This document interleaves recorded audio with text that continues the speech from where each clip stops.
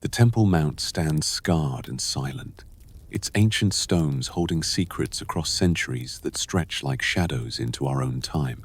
The year is 1314, though the story's end echoes backward through decades of mystery and forward into an infinity of questions. Jerusalem's sacred plateau, that contested ground where heaven is said to touch earth, bears the weight of absence more than presence. The Crusader banners no longer snap in the Levantine wind. The white mantles, emblazoned with red crosses, have vanished from the ramparts, where they once proclaimed Christian dominion over Islam's third holiest site and Judaism's most sacred ground. The Order of the Temple, the Knights Templar, has been erased from public life as thoroughly as if they had never existed. No official final account survives to explain their dissolution. No ledger tallies their final holdings. No chronicle records their last words. The machinery of institutional memory, so meticulous in other matters, falls strangely silent when addressing the end of Christendom's most powerful military order. It is the silence itself that speaks loudest. A negative space in the historical record so profound, it feels less like absence and more like careful excision.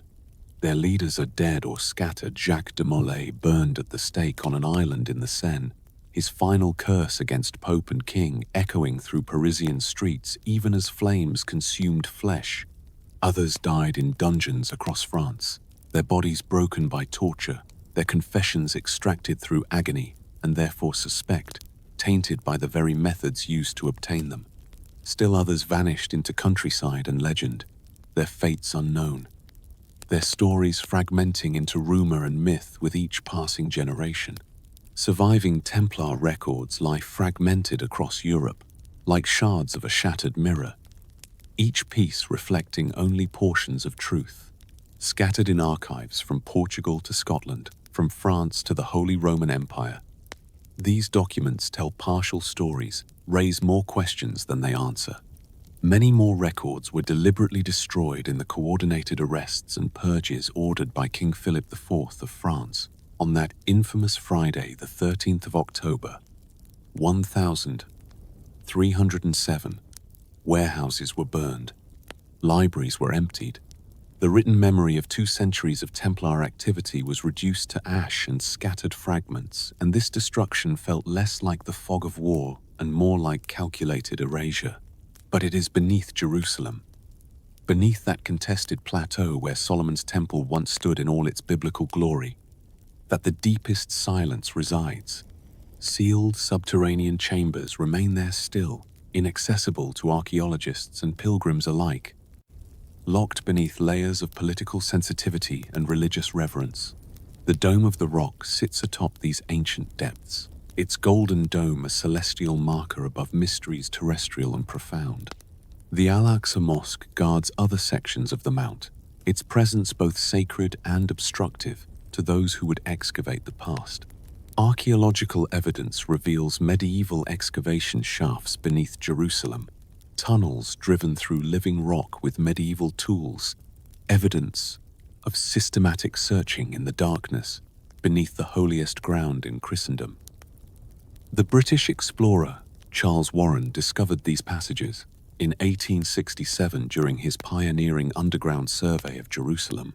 Warren's team found tunnels extending beneath the Temple Mount, passages showing tool marks consistent with 12th century metalwork, chambers that had been opened and then resealed.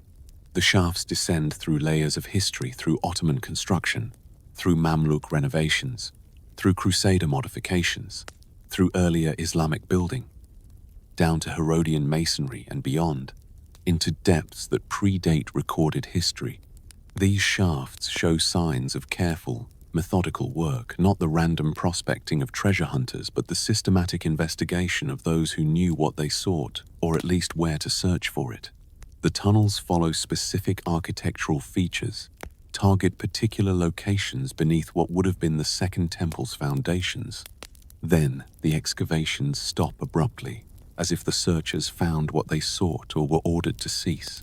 The pattern suggests success rather than failure. Why abandon a fruitless search after years of effort? The tunnels lead nowhere visible to later investigators. terminate in chambers already ancient. When the Templars arrived, chambers that show evidence of having been entered, examined, and emptied. What those chambers once contained, what the Templars removed, no physical evidence remains to tell us. No reliquaries housing fragments of the true cross are displayed in Vatican treasuries. No golden menorahs recovered from Roman destruction are exhibited in papal chambers. No Ark of the Covenant sits in hidden vaults beneath St. Peter's Basilica. The absence of discoveries is itself discovery, not the absence of absence, but the presence of removal. Something was taken from beneath the Temple Mount, something significant enough to justify years of secret excavation. Yet that something was never shown, never celebrated, never used for the glory and validation it might have brought to Christendom. No formal church declaration explains the purpose of the Templars' underground work. 2 centuries of papal bulls address Templar privileges, Templar duties, Templar protections, but nowhere does any pope or bishop explain what the knights were seeking in those dark chambers beneath Jerusalem. The silence is deafening in its consistency. Maintained across generations of church leadership, through multiple papal administrations, across political upheavals and theological controversies. Whatever the Templars excavated, the Church chooses still not to speak of it. Before you settle in, take a moment to like this video and subscribe if you genuinely enjoy the work we do here. Let me know in the comments where you're watching from and what time it is for you right now. It's always fascinating to see who's joining us from around the world, whether you're watching this in the quiet morning hours or during your evening wind down. Whether you're in Paris or Perth, New York or New Delhi, your engagement helps us continue exploring these mysteries that haunt the boundaries between history and legend, between documented fact and carefully maintained silence. The contrast is striking, isn't it? We reach across centuries and continents with casual digital intimacy, sharing our locations and temporal positions with strangers, participating in a global conversation that would have seemed miraculous to medieval minds. Yet we reach back toward medieval secrets and find only locked doors, sealed archives, questions without answers. Modern transparency meeting medieval opacity, our compulsion to share everything colliding with their commitment to revealing nothing. Historical unease emerges not from the presence of myth, but from the lack of explanation. We are accustomed to medieval legends, stories grow in the telling. Facts blur into folklore, truth becomes embroidered with wonder. But here the pattern reverses. We expect explanation and find silence. We anticipate documentation and discover absence. We seek the routine chronicles of institutional activity and encounter gaps where those chronicles should be. It is the missing that disturbs more than the mysterious. 9 knights occupy the most sacred ground in Christendom for nearly a decade. 9, not 900, not 9,000, but 9 individual men led by Hugh de Payens, a minor nobleman from Champagne, whose name would echo through centuries not for military glory but for the mystery he embodied. 9 knights granted exclusive access to the Temple Mount, that ancient plateau layered with the ruins of civilizations, the site where Solomon built the first temple, where Herod expanded the second temple, where Roman legions destroyed Jewish sovereignty, where Islamic caliphs erected the Dome of the Rock. These 9 do not behave like crusading soldiers. Those brutal warriors who took Jerusalem in a tide of blood during the First Crusade. They do not ride out to battle Saracens or defend pilgrims on dangerous roads. They do not patrol trade routes or garrison Christian strongholds. Instead, they remain in Jerusalem, focused inward rather than outward, their attention directed not toward military conquest but toward archaeological investigation. Nor do they behave like cloistered monks, those contemplative souls who filled the monasteries of Europe with prayer and scholarship. The Templars do not produce illuminated manuscripts or theological treatises. They do not establish scriptoriums or libraries. They do not engage in the traditional monastic work of copying texts, preserving knowledge, or debating doctrine. Their contemplation, if that's what it is, takes a different form, one involving picks and shovels, torches and tunnels, the slow work of founders, moving stone and earth. Nor do they behave like pilgrims seeking salvation through proximity to sacred sites. Pilgrims visit holy places, pray at shrines, collect relics and blessings, then return home transformed by encounter with the divine. But the Templars do not simply visit, they excavate, they dig, they search. And their searching is systematic, sustained, purposeful, in ways that suggest not devotion, but investigation, not worship, but research. Excavation work begins beneath the Temple of Solomon, without public announcement, without fanfare, without the celebration one might expect for a project at such a holy site. The work is quiet, often conducted at night, shielded from public view by the walls and privileges that protect the Templar headquarters. Local residents report strange sounds echoing from beneath the ancient stones, the ring of metal on rock, the creak of pulleys and ropes, the muffled voices of men working in darkness. For 9 years this continues. 9 years of methodical excavation, of tunneling through bedrock and exploring chambers sealed since antiquity. 9 years without announcements, without displays of discoveries, without the triumphant revelation of relics that would have electrified Christendom and validated the Crusader presence in Jerusalem. 9 years of silence broken only by the sounds of labor in darkness. Then, the knights emerge from Jerusalem transformed. Not physically, they are older, certainly, weathered by years in the harsh Levantine climate, but still recognizably the same men who arrived. The transformation is one of status, of influence, of power so suddenly acquired it staggers the imagination. Minor nobles become confidants of kings. Unknown warriors become financial powers. Obscure pilgrims become untouchable by law. Above all earthly authority save the Pope himself, the Knights Templar receive extraordinary protection from the papacy that defies historical precedent. Pope Innocent II issues the papal bull Times Omne Datum Optimum Times in 1139, granting the Templars privileges unprecedented in church history. They answer to no one except the Pope. They are exempt from all taxes. They can keep the spoils of their battles. They can build their own churches and maintain their recourse, own priests. They are, effectively, an independent state within Christendom, accountable to no earthly power. Absolute papal immunity shields the Knights Templar from secular law, from bishops, from kings. A Templar knight accused of murder or theft cannot be tried in royal courts. A Templar charged with heresy cannot be judged by local clergy. The Templars operate outside the normal hierarchies of medieval power, their autonomy guaranteed by the highest spiritual authority in Western Christianity. This is not privilege, this is power that rivals kingdoms. Wealth accumulates with impossible speed.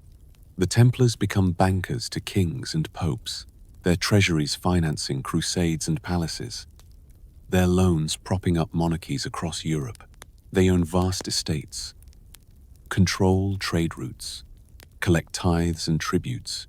Their white-mantled knights ride through Europe with the confidence of men who know they are protected by divine mandate or something equally powerful. The central mystery crystallizes around a single question. What could possibly justify silence at this scale? What discovery beneath the Temple Mount could be so valuable that popes would grant unprecedented autonomy, so dangerous that it could never be revealed, so transformative that it would elevate 9 unknown knights to positions of immense power? The scale of protection suggests the scale of discovery and suggests that discovery might threaten the very foundations on which church authority rests. If knowledge was uncovered beneath Solomon's temple knowledge about the historical Jesus, about early Christianity, about the relationship between Judaism and the emerging church, about the nature of divine revelation itself, then biblical history, as understood and taught by the church, could be challenged, revised, or undermined entirely. The church's power derived from its exclusive claim to interpret Scripture, to mediate between humanity and God, to define orthodoxy and condemn heresy. Any knowledge that challenged those claims, that offered alternative interpretations or revealed uncomfortable truths, would be more dangerous than any army. The authority of the Roman Catholic Church depends absolutely on controlled interpretation of Scripture, on the institutional monopoly over religious truth. If the Templars found documents beneath the Temple Mount, ancient texts predating the canonical Gospels, alternative accounts of Christ's teachings, records that contradicted official doctrine, those discoveries would not strengthen the Church but threaten it. Knowledge is only valuable when it can be controlled. Uncontrolled knowledge is catastrophe. Sacred power is inseparable from institutional legitimacy in the medieval worldview. The Church is powerful because it stands between sinful humanity and divine grace, because its priests can transform bread and wine into body and blood, because its blessings or curses determine eternal destiny. But if the Templars found evidence that challenged these claims, that suggested divine power operates through other channels, that revealed the Church's teachings as later additions to original Christianity, that documented alternative paths to salvation, then institutional legitimacy collapses like a house built on sand. The mystery threatens not just theology but hierarchy itself, not just doctrine but the entire structure of medieval society. Kings rule by divine right channeled through papal coronation. Bishops govern because priests ordain them according to apostolic succession. Monks obey because monastic rules derive from divine commandments, filtered through institutional interpretation. Remove the foundation, question the Church's exclusive access to divine truth, and the entire edifice of medieval power relationships becomes unstable. Historical narrative itself is at stake. The Church doesn't just interpret Scripture, it writes history, preserves texts, determines which accounts are true and which are heretical. If the Templars found evidence that contradicted official history, that told different stories about Jesus, the apostles, the early Church, they held in their hands the power to reshape not just religious understanding but the entire narrative of Western civilization's founding myths.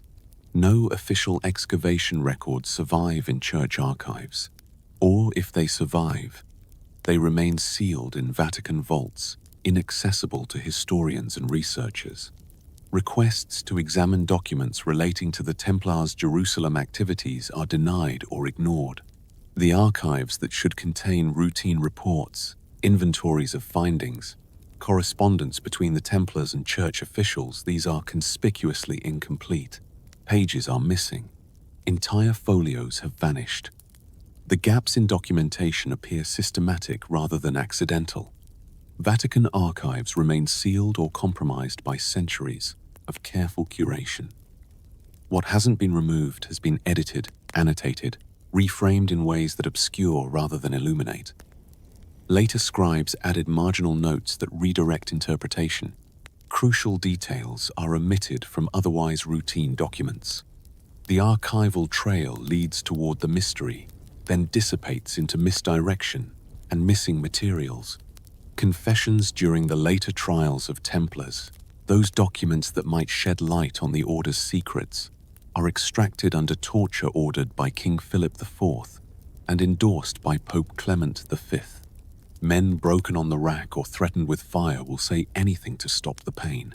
These confessions speak of denying Christ, of spitting on the cross, of worshipping false idols called Baphomet. But are these genuine admissions of heresy or desperate lies told by victims of judicial torture?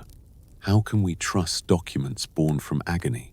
Propaganda and fear distort all later medieval accounts.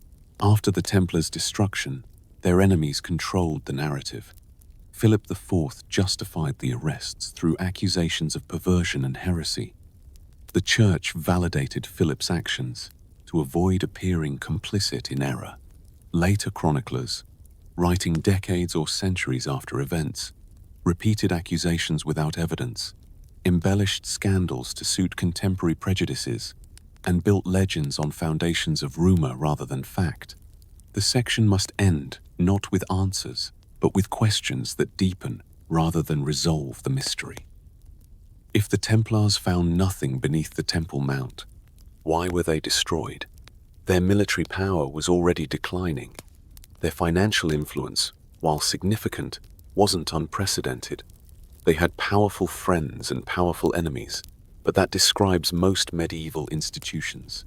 What made them uniquely threatening, so dangerous that a coordinated purge across an entire kingdom, an operation requiring months of secret planning and involving simultaneous arrests of thousands, was deemed necessary?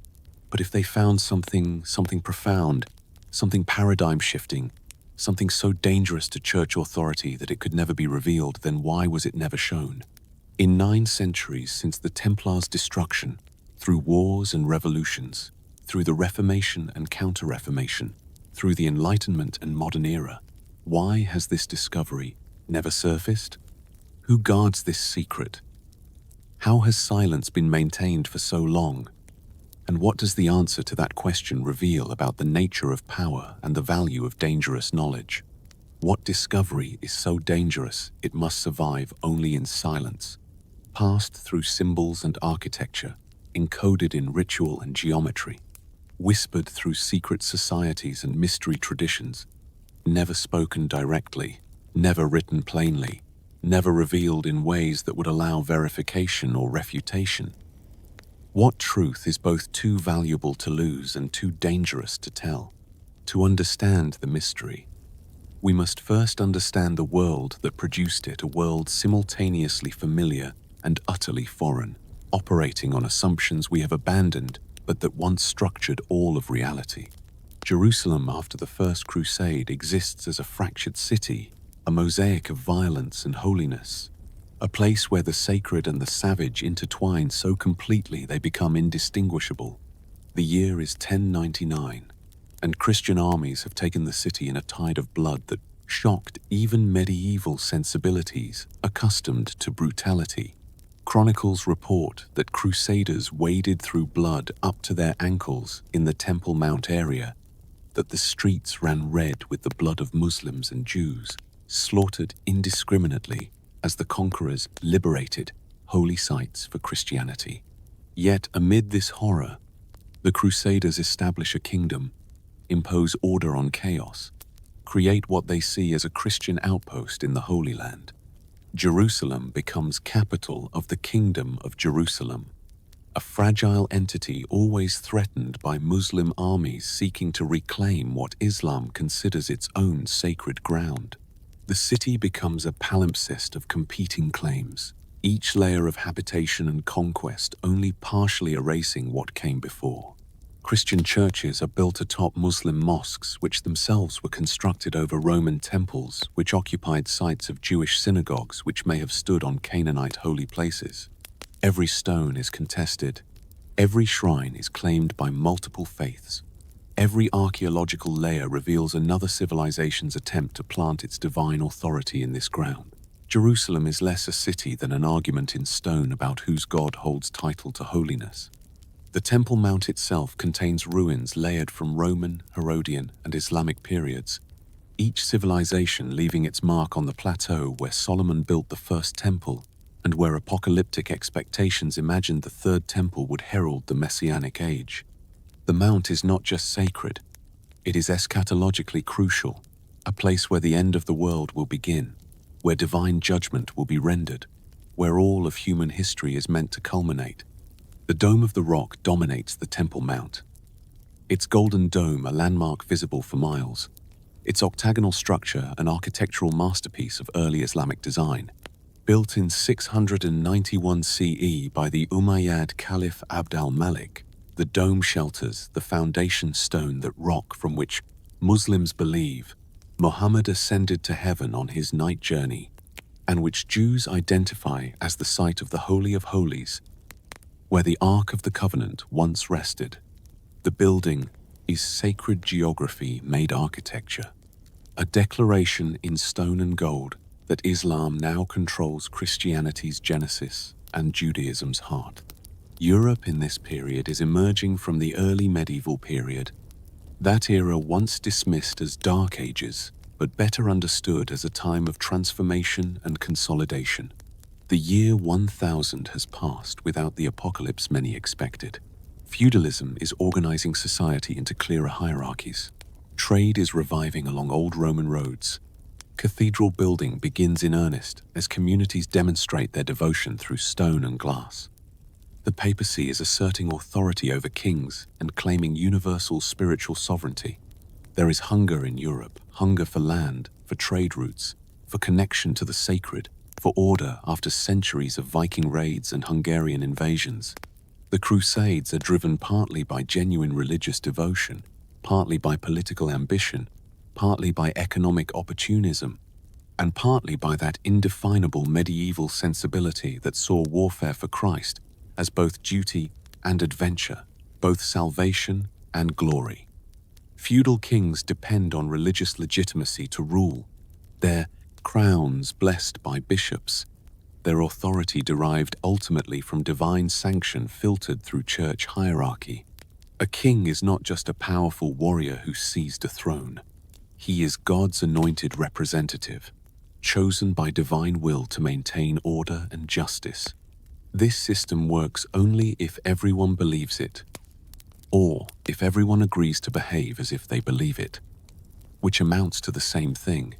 Into this complex world steps Hugh de Payens, a nobleman of modest means from Champagne in northeastern France. He is not a great lord, not a famous warrior, not a renowned scholar or pious mystic. He is simply a knight who travels to Jerusalem sometime around 1119, joining the trickle of pilgrims and crusaders who continue to journey to the Holy Land despite the constant dangers. But Hugh de Payens is different. He has a vision or a mission, or perhaps knowledge of something worth seeking. The circumstances of his arrival in Jerusalem raise questions that historians have never satisfactorily answered. Who funded his journey?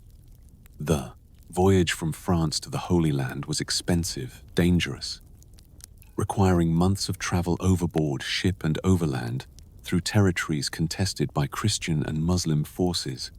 A minor nobleman would need patronage from someone wealthy and powerful. Some historians suggest Bernard of Clairvaux, the influential Cistercian abbot who would later become the Templars' most vocal supporter, may have been involved from the beginning. Others point to Count Hugh of Champagne, Hugh de Payens' feudal lord, who had connections to esoteric traditions and would himself later join the Templar order as a simple knight despite his noble rank. An extraordinary reversal of normal medieval hierarchy. Hugh de Payens does not arrive alone. With him come 8 companions. Though their names and backgrounds remain frustratingly obscure in historical records. We know some names: Godfrey de Saint-Omer, Payen de Montdidier, André de Montbard, Bernard of Clairvaux's uncle, suggesting family connections to the mission. Perhaps others whose identities have been lost or deliberately obscured. These 9 men form the original core of what will become the most powerful military religious order in Christendom. But why 9? The number appears intentional, perhaps symbolic. 3 times 3, the perfect number multiplied by itself. A number heavy with mystical significance in Christian numerology. Were they chosen for their skills, their loyalty, their discretion, or did they share knowledge, commitment to a cause that required absolute trust? Hugh de Payens establishes the Knights Templar as guardians of pilgrims traveling the dangerous roads between the Mediterranean coast and Jerusalem. This is the official story, the public justification for the order's founding, recorded in chronicles and repeated in papal documents. Pilgrims were indeed vulnerable on these routes, prey to bandits and hostile forces who recognized unarmed pilgrims as easy targets, carrying whatever wealth they'd brought for their journey. Protection for pilgrims is a legitimate and pious undertaking, the kind of mission that would attract donations and papal approval. But the numbers tell a different story. 9 knights cannot possibly protect pilgrims along hundreds of miles of dangerous roads. A single knight might guard a small group of pilgrims on a short journey, but 9 knights divided among the many pilgrim routes leading to Jerusalem would be spread impossibly thin, incapable of providing meaningful protection. If pilgrim protection was truly their primary mission, they would need hundreds of knights, not 9. The logic doesn't hold. This cover story, like so much in the Templar narrative, feels like misdirection, a plausible public explanation for activities whose true purpose must remain hidden. What's more revealing is what the 9 knights don't do during their early years. They don't actively recruit new members. They don't seek publicity for their pilgrim protection mission. They don't establish way stations along pilgrim routes. They remain in Jerusalem, focused inward rather than outward, their attention directed not toward the roads leading to the city but toward something within it. For 9 years, the order remains small, exclusive, almost secretive, until suddenly it explodes onto the European stage with papal approval, Bernard of Clairvaux's endorsement, and a mission that has clearly expanded far beyond protecting pilgrims. King Baldwin II of Jerusalem grants the Knights Templar access to the Temple Mount, giving them headquarters within the Al-Aqsa Mosque complex. This is extraordinary generosity, or extraordinary trust, or perhaps something else entirely. The Temple Mount is the most sacred, most valuable, most symbolically crucial real estate in Jerusalem, giving 9 unknown knights unrestricted access to this site, and not just access, but the right to make it their headquarters. To live there, to work there without oversight. This suggests Baldwin knows something about Hugh's real purpose, or that Hugh has convinced Baldwin his mission serves both Christian and royal interests. The Knights Templar established their headquarters in the southeastern area of the Temple Mount, in buildings connected to or part of the Al-Aqsa Mosque. They call their quarters Solomon's Temple, even though Solomon's actual temple stood elsewhere on the mount. Even though the Al-Aqsa Mosque was built by Muslims 7 centuries after Solomon, even though there is no architectural or historical connection between their headquarters and the biblical temple, the name is significant. It reveals their obsession, their focus, what they believe they're close to rather than what they objectively occupy. The Vatican functions as both spiritual authority and geopolitical power, claiming jurisdiction over souls and influence over kingdoms. The Pope crowns emperors, excommunicates kings, calls crusades, grants dispensations, collects tithes from every corner of Christendom. But papal authority rests on a careful balance between spiritual claims and political realities. The Pope must maintain the allegiance of monarchs while asserting superiority over them, must appear above worldly corruption while operating sophisticated financial and diplomatic systems, must defend orthodoxy while negotiating with heretics and heathens when political necessity demands. Sacred sites are believed to contain divine truth embedded in stone, architecture itself a form of scripture that can be read by those with wisdom. This is not metaphor for medieval thinkers, but literal reality. A cathedral's proportions reflect cosmic harmonies. A shrine's geometry encodes theological truths. The measurements of biblical buildings, Solomon's Temple, Noah's Ark, the New Jerusalem described in Revelation, these are not architectural specifications but divine blueprints, mathematical expressions of God's order imposed on chaotic creation. God's authority is assumed to flow through institutions, not individuals, through chains of ecclesiastical hierarchy rather than direct personal revelation. Mystics who claim direct communication with God are viewed with suspicion unless their visions conform to church doctrine. Prophets who challenge institutional teaching are condemned as heretics. The system requires intermediaries, priests who consecrate sacraments, bishops who ordain priests, popes who consecrate bishops, each level deriving authority from the level above, in an unbroken chain, supposedly stretching back to Christ's commission to Peter. Knowledge is considered dangerous if uncontrolled or unmediated by proper authority. The Church determines which texts are scripture and which are apocrypha. Clerics decide which interpretations are orthodox and which heretical. Reading the Bible in vernacular languages is discouraged or forbidden because unguided reading might lead to incorrect understanding. Knowledge must be controlled, filtered, explained by authorized interpreters. Direct access to sacred texts or mysteries might lead souls astray, might undermine church authority, might unleash heresies that fracture Christendom. Architecture is believed to reflect cosmic and divine order, buildings as prayers in stone, proportions as theology made physical. The Gothic cathedrals rising across Europe in this period are not just houses of worship but cosmic diagrams. Their vertical emphasis lifting eyes and souls toward heaven, their light-filled interiors suggesting divine illumination, their proportions based on sacred geometry that supposedly reflects mathematical relationships embedded in creation itself.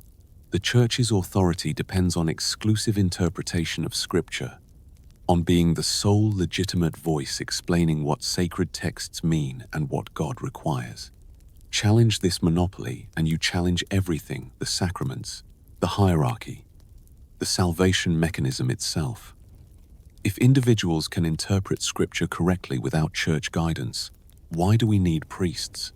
If other texts or traditions contain authentic spiritual wisdom, why does the Church claim exclusive access to divine truth? These questions are not academic exercises but existential threats to institutional power. Crusader states exist as temporary and unstable political entities, Christian kingdoms carved out of territories that Islam considers Dar al-Islam, the House of Islam, lands that once submitted to Muslim rule and therefore must someday return to it. The Kingdom of Jerusalem, the County of Tripoli, the Principality of Antioch, the County of Edessa. These are not sustainable states but military occupations dressed in royal titles, always besieged, always dependent on reinforcements from Europe, always aware they're playing for time rather than building for eternity. The instability creates both desperation and opportunity. Desperation because Christian control could collapse at any moment, sending settlers and pilgrims fleeing or facing reconquest. Opportunity because normal rules don't apply in frontier situations. Because innovation is possible when survival demands it. Because territories in flux offer chances for advancement impossible in settled European hierarchies. Eastern knowledge traditions challenge Western theological assumptions in ways both fascinating and threatening. Islamic scholars have preserved and expanded Greek philosophy and science while Christian Europe lost most of this learning. Jewish mystical traditions offer interpretations of Scripture that both illuminate and trouble Christian readings. Ancient wisdom from Egypt, Persia, Mesopotamia filters into Crusader territories through trade and cultural exchange. Ideas circulate that don't fit neatly into church orthodoxy about the nature of God, the structure of the universe, the path to salvation, the interpretation of prophecy. The Temple Mount inspires reverence mixed with fear, holiness tinged with dread. This is the navel of the world in medieval consciousness. The foundation stone from which creation began. The site of Abraham's near sacrifice of Isaac. The location of the Holy of Holies where God's presence dwelt. But it's also a place of destruction where Babylon burned the first temple, where Rome destroyed the second, where prophecy promises apocalyptic battles will rage. Power emanates from this ground, but is it a power humans should touch? Confidence in divine order masks underlying instability that those with eyes to see can perceive beneath the surface certainties. The Church proclaims eternal truths, but splits between Pope and Patriarch, between Rome and Constantinople, between Western and Eastern Christianity.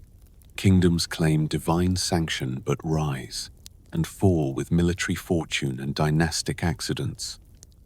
Prophecies promise Christ's imminent return, but centuries pass without the second coming. The confident assertions of order rest on foundations more fragile than they appear. The audience should sense that certainty is a performance, a necessary fiction maintained to keep chaos at bay. Medieval people need to believe in order in social hierarchy, in church authority, in divine providence governing history, because the alternative is terrifying. But belief requires constant reinforcement, constant affirmation, constant suppression of doubts and anomalies.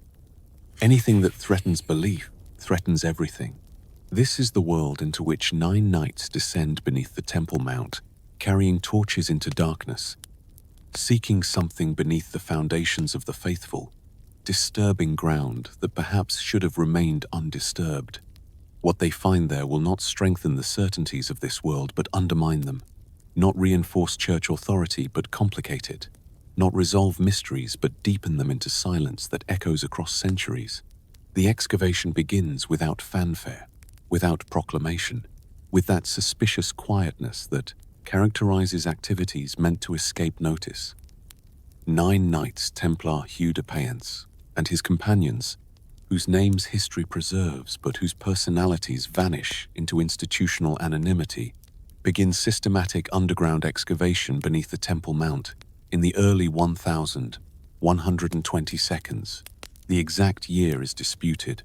The precise location is unclear. Even the number of men involved might have varied. Everything about this operation is obscured by that medieval fog that seems to roll over the Templars whenever we try to see them clearly. The work occurs primarily at night, shielded from observation by darkness and the walls that surround the Templar headquarters. Day work would attract attention, curious residents, concerned clergy, suspicious Muslim neighbors who tolerate Christian occupation but watch it warily. But at night, under torchlight, the knights and whatever laborers they employ can work relatively unobserved, their progress hidden from eyes that might ask uncomfortable questions about what they seek and why they seek it so urgently. The physical demands of the excavation would have been extraordinary. The bedrock beneath Jerusalem is limestone, relatively soft compared to granite or basalt, but still requiring tremendous effort to tunnel through using 12th century tools. Iron picks and chisels, wooden mallets and levers, rope and pulleys, these are the technologies available to medieval excavators. The work is slow, dangerous, exhausting. Tunnels can collapse.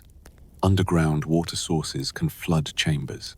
The air in deep excavations becomes thin, dangerous, suffocating. Torches consume what little oxygen exists in sealed chambers. Men working in these conditions risk their lives with every shift. Yet the Templars persevere for 9 years.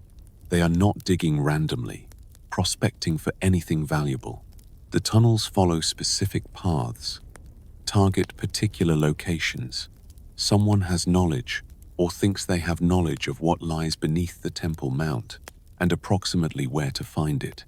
This suggests access to ancient texts, old maps, oral traditions passed down through generations, or perhaps intelligence gathered from local residents, from Muslim engineers familiar with the Mount's subterranean structure, from Jewish scholars who preserve traditions about Solomon's temple and its hidden chambers.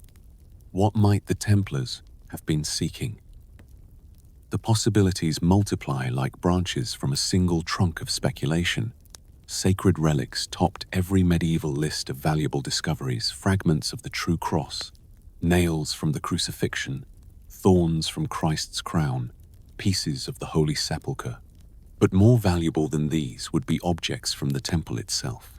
The Ark of the Covenant, that gold-covered chest containing the tablets of the 10 Commandments, the menorah, the 7-branched golden candlestick that burned in the Holy of Holies, the vessels and instruments used in temple service.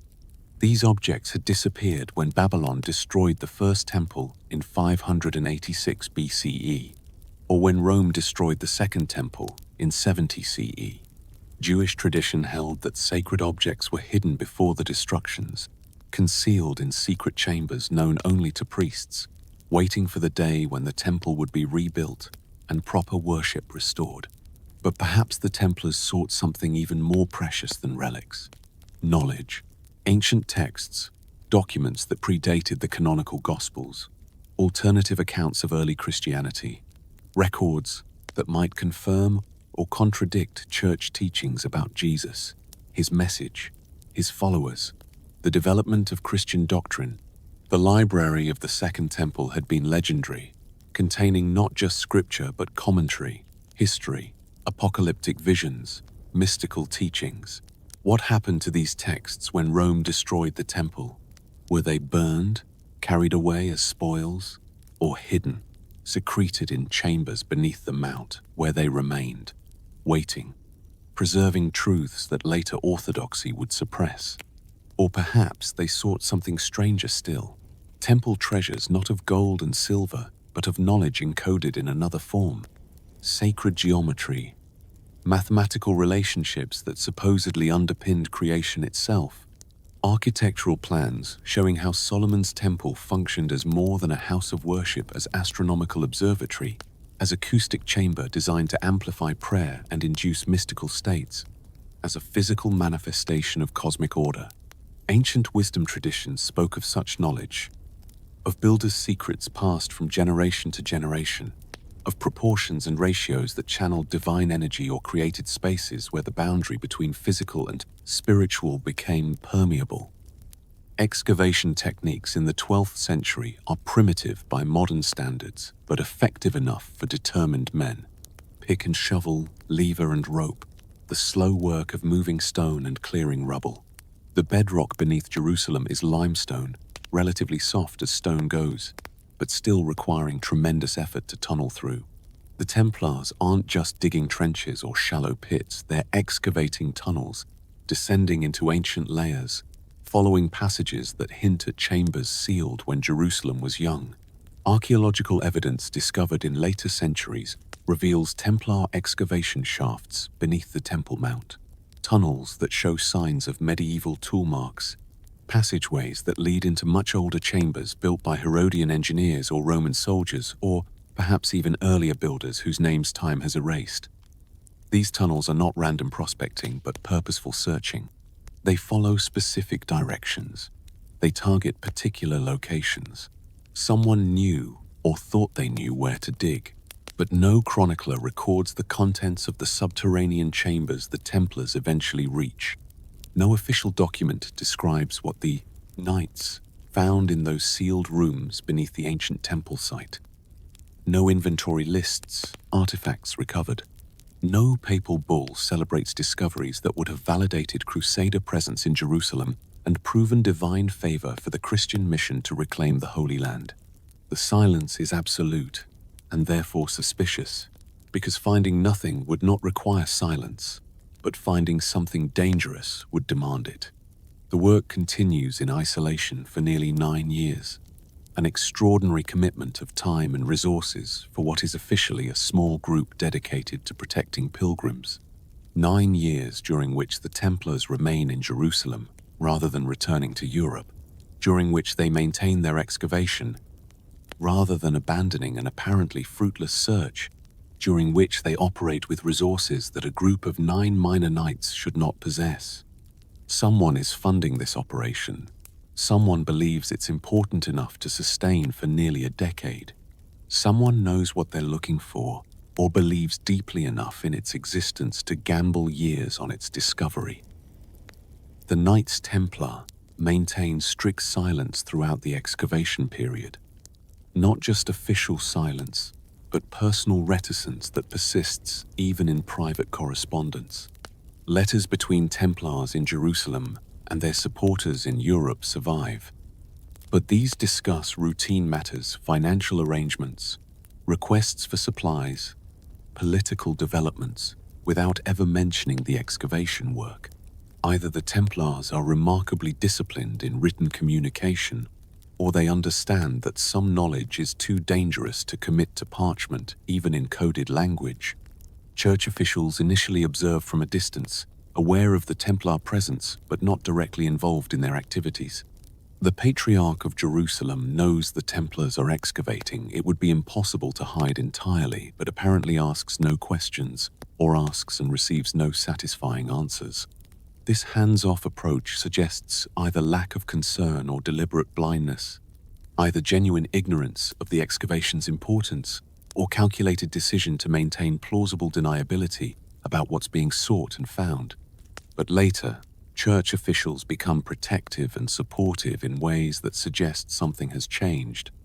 Some discovery has been made that transforms the Templars from obscure adventurers into valuable assets that must be protected and controlled.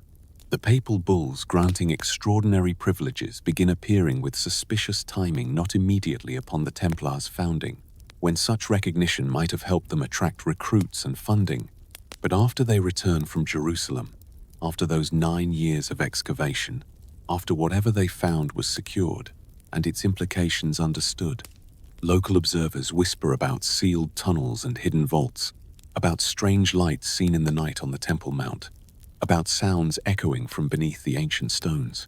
Jerusalem residents report increased Templar activity during certain phases of the moon, as if the Knights are timing their work to astronomical events or following some calendar that determines when excavation is auspicious. These reports are fragmentary, filtered through translation and cultural misunderstanding, but they suggest the Templars' work is not as secret as they might hope. Later legends describe forbidden texts discovered underground, manuscripts that predate the Gospels or contradict them, documents that tell different stories about Jesus or the early church or the nature of divine revelation. These legends proliferate in the centuries after Templar dissolution, each generation adding details to make the stories more dramatic. Are these pure fiction, medieval conspiracy theories born from the mystery's fertile soil? Or do they preserve distorted memories of genuine discoveries? Rumors that evolved from fact, even as they embellished it beyond recognition. Other legends describe sacred formulas predating Christianity, mathematical or geometric relationships supposedly encoding divine wisdom, proportions and ratios that, if understood and applied properly, could channel spiritual power or unlock cosmic mysteries. These stories connect the Templars to older mystical traditions: Gnostic Christianity, Jewish Kabbalah, Hermetic philosophy, Pythagorean mathematics, suggesting their discovery beneath the Temple Mount linked them to wisdom streams flowing beneath and before Orthodox Christianity.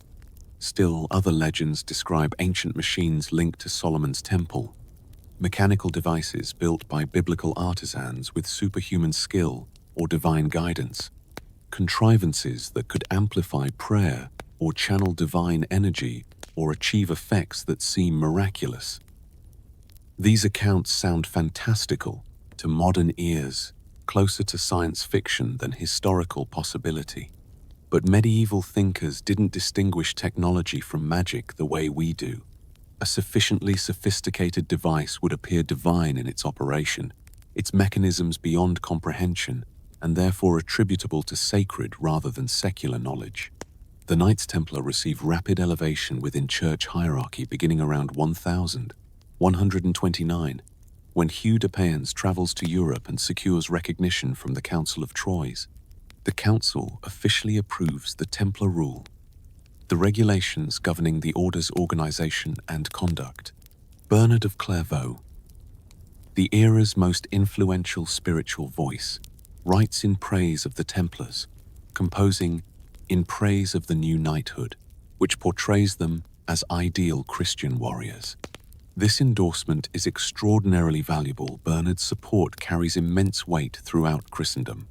But what changed between the Templars' obscure founding around 1119 and their triumphant recognition in 1129, those 9 years of excavation, presumably? Whatever was found beneath the Temple Mount transformed 9 unknown knights into an order officially recognized by Church Council and praised by Christianity's leading mystic. The sudden elevation suggests sudden importance, and sudden importance suggests discovery of something valuable enough to justify extraordinary recognition. Papal bulls exempt the Knights Templar from all taxes and laws in ways unprecedented in church history. Pope Innocent II's times Omne Datum Optimum times in 1139 is only the first of many documents that build the Templars' extraordinary autonomy. They can keep spoils from warfare. They can build their own churches and maintain their own priests. They can hear confession and grant absolution. They owe allegiance only to the Pope, not to local bishops or kings. They operate as a sovereign entity within Christendom, accountable to no earthly authority except the highest. This isn't just privilege, it's power that rivals kingdoms and threatens the normal hierarchies that structure medieval society. A Templar knight who murders someone in France cannot be tried in French courts. A Templar who steals in England cannot be judged by English law. The Templars are effectively above the law, protected by papal authority from any consequences except those the order itself chooses to impose internally. Why would the Church grant such autonomy? What could possibly justify exempting an entire organization from the laws and authorities that govern everyone else? The most obvious answer: the Templars possess something the Church wants protected or wants access to, some discovery or knowledge that makes their independence necessary or desirable.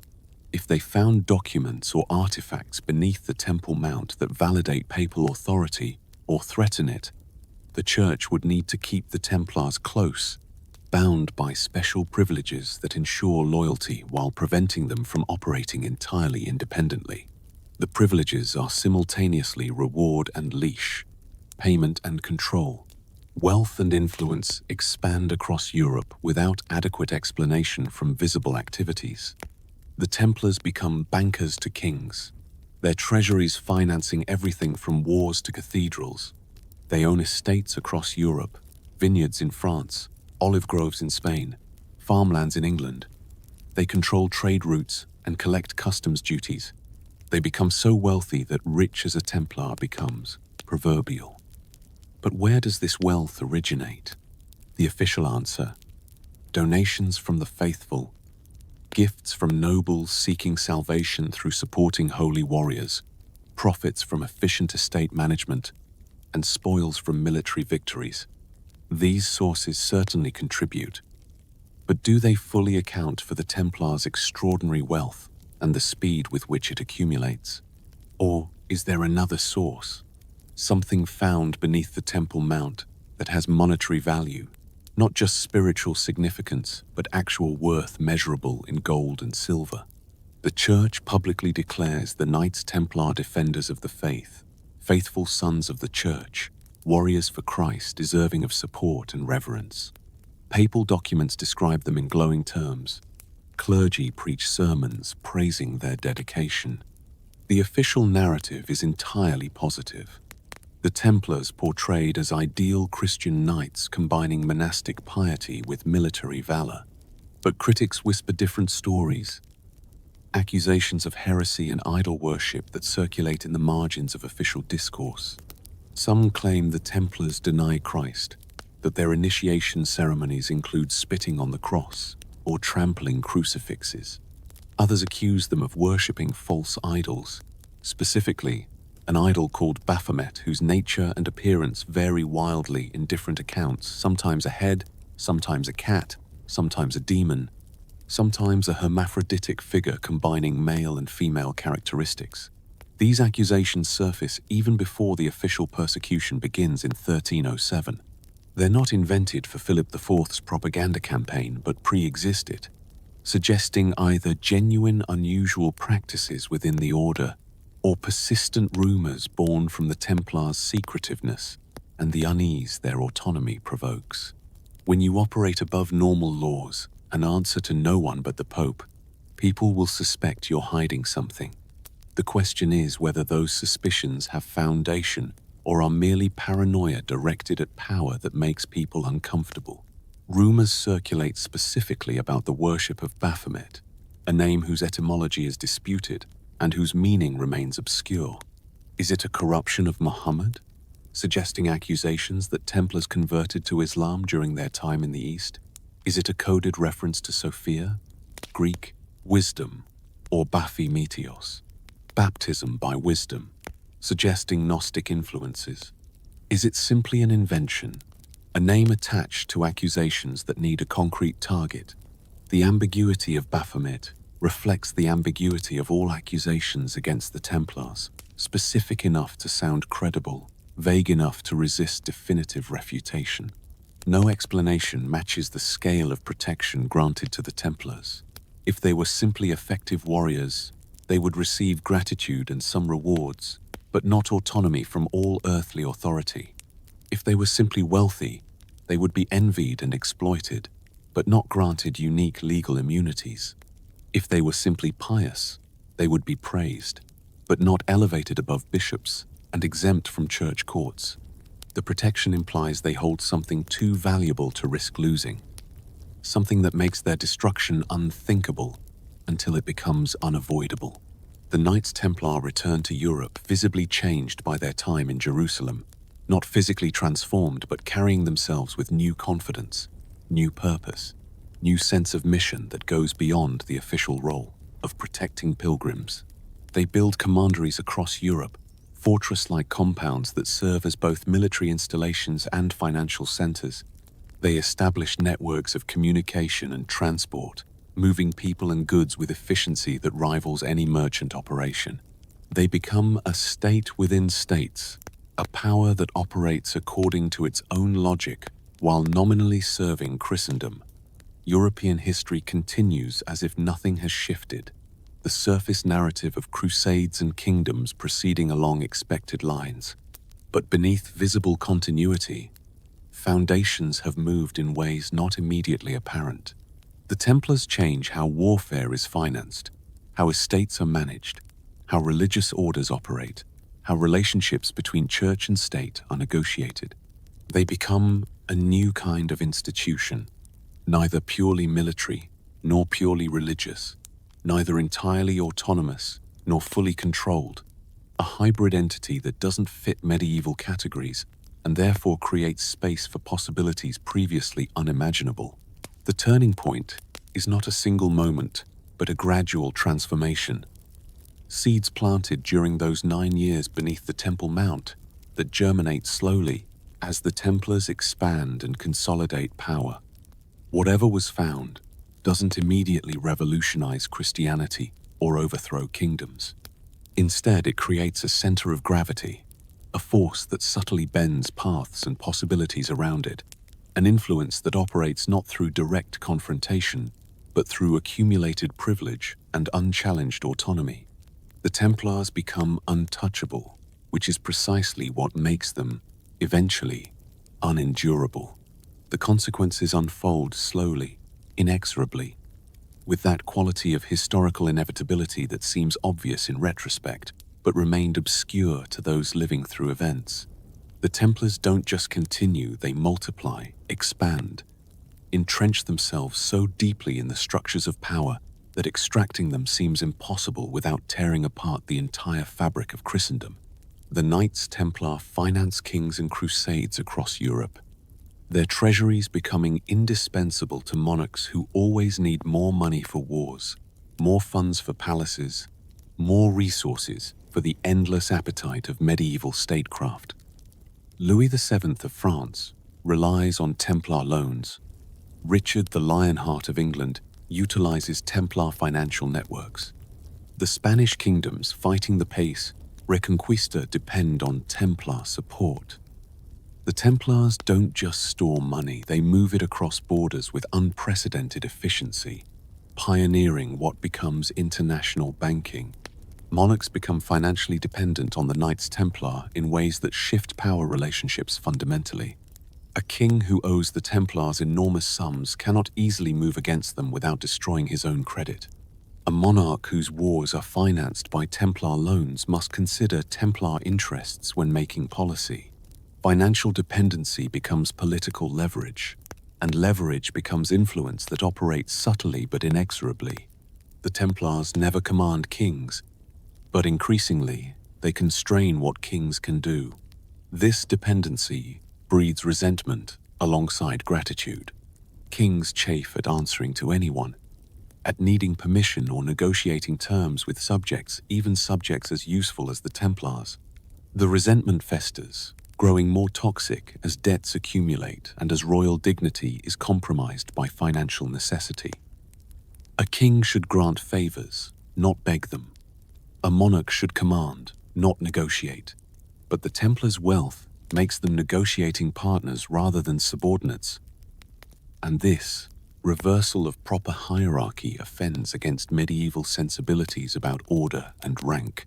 Gothic cathedrals rise across Europe, using unfamiliar geometry and harmonic proportions that seem to emerge suddenly without clear predecessors or developmental stages. Chartres, Notre Dame de Paris, Reims, Amiens. These structures demonstrate architectural sophistication that somehow appears fully developed, as if builders discovered principles and techniques without the fumbling experimentation that normally characterizes technological advancement. Consider Chartres Cathedral, begun in 1194 and substantially completed by 1220. Its proportions follow mathematical relationships that scholars have spent centuries attempting to decode. The nave's height relates to its width according to specific ratios. The spacing of columns follows patterns that create acoustic effects. Certain notes sung in certain locations resonate through the entire structure, amplified by stone and geometry into something more than mere sound. The windows are not randomly placed but positioned to capture light at specific times of day and year, creating effects that shift with the seasons, marking solstices and equinoxes through patterns of colored light on stone floors. The rose windows deserve particular attention. These circular stained glass masterworks don't just admit light, they transform it, breaking white sunlight into spectrum of color that creates atmospheric effects, unlike anything experienced in earlier Romanesque churches. The mathematical precision required to design these windows, to calculate how light will refract through colored glass and project patterns onto floors and walls, suggests knowledge of optics and geometry far advanced beyond what we typically associate with medieval craftsmanship. Someone understood not just how to cut glass and lead it into patterns, but how light behaves, how it can be manipulated, how architectural space can be designed to create specific visual and emotional effects. Notre Dame de Paris, begun in 1163, demonstrates innovations that become standard in Gothic architecture, but appear here without obvious precedent. The flying buttresses, those external stone arches that support walls from outside, allowing those walls to rise higher and include larger windows, are not developments from earlier forms, but seem to appear as complete solutions to structural problems. The engineering is sophisticated, calculating precisely how much support is needed at what angles to counteract the outward thrust of stone vaults and prevent walls from collapsing under their own weight. But here's what's suspicious. We have no records of failed experiments, no cathedrals that collapsed because builders miscalculated, no intermediate stages showing gradual development from Romanesque to Gothic. The transition is not smooth evolution, but sudden revolution. One generation builds solid, heavy Romanesque churches with thick walls, small windows, round arches. The next generation builds soaring Gothic cathedrals with thin walls, vast windows, pointed arches, as if someone handed them a complete architectural system rather than letting them develop it through trial and error. Some historians note connections between Templar patronage and cathedral building, suggest Templar involvement in financing or planning these structures. The Templars certainly had resources to fund major construction. Their banking operations made them the wealthiest organization in Christendom. They certainly traveled throughout Europe and the Middle East, encountering diverse architectural traditions, Islamic, Byzantine, ancient Roman. They certainly maintained contacts with masons and builders, the skilled craftsmen who actually constructed these monuments. But did they possess specific knowledge, sacred geometry, harmonic proportions, mathematical relationships supposedly discovered beneath the Temple Mount that influenced cathedral design? The timing is suggestive. Gothic architecture emerges in the decades immediately following the Templars' return from Jerusalem, their 9 years of excavation complete. The innovations appear first in regions where Templar influence is strongest, northern France, particularly Champagne, where Hugh de Payens had connections. The mathematics encoded in cathedral proportions include ratios and relationships that appear in descriptions of Solomon's temple, suggesting possible connections between the biblical structure and these medieval buildings. Sacred symbols repeat across continents with precise consistency. appearing in Templar churches, on Templar seals, in cathedral decorations with regularity that suggests systematic distribution of symbolic language rather than independent artistic choices. The octagon appears repeatedly octagonal chapter houses where Templars conducted their secret meetings. Octagonal towers on Templar castles. 8 pointed crosses on Templar vestments and banners. 8 seems significant to the Templars in ways not fully explained by Orthodox Christianity. Why 8? Various theories attempt to explain the significance. 8 represents the resurrection in Christian numerology. Christ rose on the 8th day, the day after the 7th, the Sabbath. 8 suggests new beginning, transformation, the intersection of earthly and divine.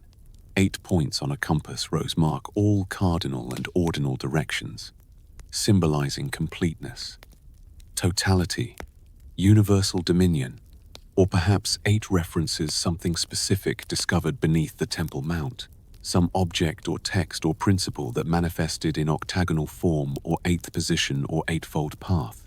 The Templars become simultaneously indispensable and intolerable, useful and dangerous, assets and threats that disrupt the normal hierarchies medieval society depends upon.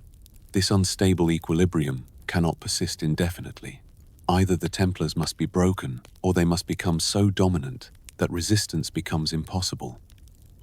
The trajectory is clear, even if timing remains uncertain. The question is not whether confrontation will occur, but when and how brutally. The financial dependency particularly galls royal pride. Medieval kingship claims divine right, portrays monarchs as God's anointed representatives on earth, sources of authority flowing downward to subjects who owe obedience and tribute. But when kings become debtors to the Templars, the power relationship inverts. A king who owes money becomes supplicant, must negotiate rather than command, must consider Templar interests before making policy decisions that might affect their investments. This reversal of proper hierarchy, subjects lending to monarchs rather than monarchs bestowing upon subjects, offends against fundamental assumptions about social order. Philip IV of France embodies these tensions perfectly. He is Philip the Fair le Bel, though the epithet references his appearance, not his justice. Tall, handsome, cold, calculating. He rules France from 1285 to 1314. Decades that see continuous warfare, constant financial crisis, and growing royal power at the expense of both nobility and church. Philip needs money always for wars against England and Flanders, for expanding royal administration, for the endless expenses of maintaining his court and armies. The Templars have money, their Paris treasury holding more gold and silver than the royal coffers. Philip owes them enormous sums he cannot repay. But Philip has power the Templars lack: the power of accusation, of prosecution, of elimination. He cannot afford to repay his debts, but he can afford to eliminate his creditors. He needs legal justification, some charge serious enough to warrant suppressing an entire order protected by papal immunity. Heresy serves perfectly. It's flexible enough to encompass almost any accusation, serious enough to override normal legal protections, and theologically important enough that the Church must cooperate lest it appear to tolerate false doctrine. Other symbols recur. The double columns referencing the pillars Jachin and Boaz that stood before Solomon's temple. The rose suggesting both Christ's passion and mystical enlightenment. Geometric patterns incorporating specific ratios and proportions. These symbols appear not randomly but systematically, as if the Templars are encoding knowledge in architecture and decoration for those with eyes to see and wisdom to understand. No relics or artifacts are ever displayed publicly despite the Templars' privileged access to Jerusalem's most sacred sites. They don't parade fragments of the true cross, don't exhibit pieces of Christ's tomb, don't claim possession of sacred objects that would validate their mission and attract donations. This absence is suspicious unless what they found cannot be displayed, either because doing so would provoke questions about its nature and implications, or because displaying it would invalidate its power or violate its secrets. No theological doctrine emerges from the Knights Templar despite their status as a religious order and their supposed time spent in profound contemplation of sacred matters. They produce no treatises on theology, no commentaries on scripture, no mystical writings that reveal spiritual insights gained through their experiences. The rule that governs their order addresses practical matters: how to conduct themselves, when to pray, what to eat, but contains no theological innovations, no doctrinal developments, no spiritual teaching that might explain their rapid rise to power. This silence about doctrine is significant.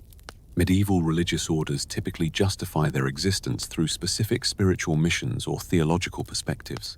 Dominicans preach, Franciscans embrace poverty, Cistercians seek contemplative withdrawal. But Templars do what?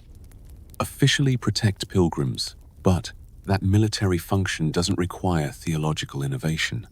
What's the spiritual dimension that supposedly makes them a religious order rather than just a military company? The absence of answer suggests the answer cannot be spoken. Knowledge appears encoded in stone and symbol rather than text, preserved through architecture and ritual rather than written doctrine. If the Templars found something beneath the Temple Mount that challenged or complicated official church teaching, they couldn't publish it as theological innovation without risking accusations of heresy. But they could encode it, preserve it in forms that appear orthodox, while containing layers of meaning accessible only to initiates who know how to read the symbols. This approach, hiding knowledge in plain sight, concealing revolutionary ideas within traditional forms, has precedent in other mystical and esoteric traditions. Jewish Kabbalah encodes mystical teachings in scripture's numeric values and letter combinations. Islamic Sufism wraps radical spiritual insights in poetry's metaphors. Christian Gnostics concealed heterodox doctrines in apparently orthodox language. If the Templars adopted similar strategies, they could preserve dangerous knowledge without openly challenging church authority. Clergy lose exclusive control over sacred interpretation, as the Templars operate with autonomy that effectively creates alternative channels of spiritual authority. A Templar priest can hear confession, celebrate Mass, grant absolution, all without bishop oversight, all according to practices that might differ from standard liturgy, all potentially incorporating understanding gained from whatever was discovered in Jerusalem. This parallel religious structure doesn't openly compete with the Church but subtly undermines it, creating space for alternative interpretations of Christian faith. The loss of ecclesiastical monopoly threatens the entire structure of church power. If salvation can be accessed through multiple channels, if divine truth flows through routes not controlled by bishops, if spiritual authority derives from knowledge rather than ordination, then what justifies the church hierarchy? What purpose do popes and cardinals serve if knights answer directly to God? These questions aren't explicitly posed but implicitly threaten every time Templars exercise their autonomy. Fear grows alongside dependence, the two emotions feeding each other in toxic spiral. Kings fear they cannot afford to anger the Templars, but also fear they cannot afford to let them continue growing stronger. Clergy fear the Templars challenge their authority, but also fear the Templars possess knowledge that would expose weaknesses in church doctrine. The powerful always fear threats to their power, but they fear more deeply those threats they cannot easily identify or counter.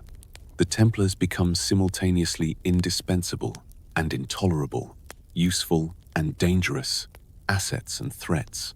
This unstable equilibrium cannot persist indefinitely. Either the Templars must be broken, or they must become so dominant that resistance becomes impossible. The trajectory is clear, even if timing remains uncertain. The question is not whether the confrontation will occur, but when and how brutally. King Philip IV of France orders a coordinated purge of the Knights Templar on Friday, the 13th of October 1307, in operation that requires months of secret planning and represents unprecedented violation of Templar privileges. Philip the Fair, though the Fair references his appearance, not his justice, is deeply indebted to the Templars. his kingdom's finances dependent on their loans, his wars financed by their treasuries. He cannot afford to repay what he owes, but he has the power to eliminate the creditors. The operation demonstrates sophisticated coordination, sealed orders sent across France in advance, instructions to be opened simultaneously on the appointed day, arrests occurring at dawn before Templars can flee or resist. Thousands are detained across France, knights, priests, sergeants, servants. Their properties are seized, their treasuries confiscated, their records examined for evidence of heresy. The charges are already prepared: denying Christ, worshipping idols, performing obscene initiation rites, practicing sorcery. Arrests occur simultaneously across France under charges of heresy that are suspiciously comprehensive, covering every conceivable spiritual crime from apostasy to witchcraft. The accusations seem designed less to describe specific acts than to justify any punishment. How can the Templars defend themselves when the charges are so vague yet so terrible? Denying Christ could mean anything from explicit renunciation to insufficient piety. Worshipping idols could reference actual objects or symbolic misinterpretations. The accusations create guilt that cannot be disproven because it's never clearly defined. The Church complies with Philip's purge due to fear, debt, and political pressure. Pope Clement V is French, elected with Philip's support, residing in Avignon where French power dominates rather than in Rome where papal independence might be maintained. Clement initially hesitates.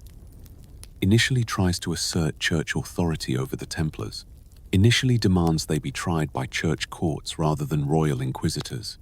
But Philip applies pressure, threatens schism, threatens to prosecute Clement's predecessor, Boniface VIII, posthumously for heresy, threatens to call church council that might depose or diminish papal authority. Clement capitulates, issues bulls ordering Templars arrested throughout Christendom, endorses the investigation even while trying to maintain some church oversight.